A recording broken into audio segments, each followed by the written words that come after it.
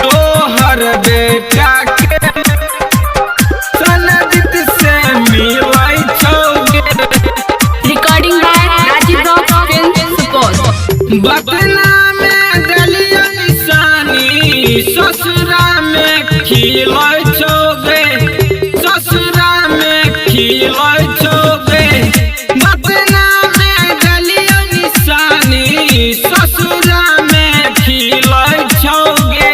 तोहर बेटा के मुहबा अनबर से मिलै छौगे।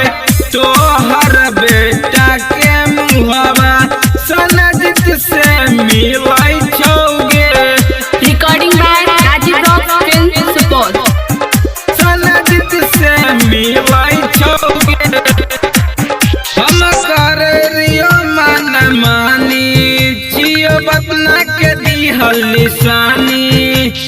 बतना के दिहल निशानी हम करियो मन मानी जियो बतना के दिहल निशानी।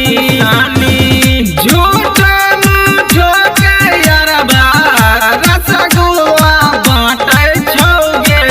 तोहर बेटा के मुहबा ओकरे से मिलै छौगे। तोहर बेटा के मुहबा ओकरे से मिलै छौगे। तोहर बेटा के मुहबा ओकरे से मिलै छौगे। जब ससुरा से बपना में आई है अपना बेटा से न मामा कहबोई है।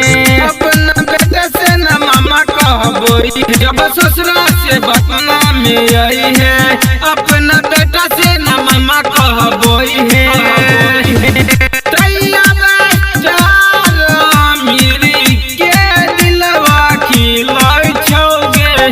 तोहर बेटा के मुहबा बतने में खिलै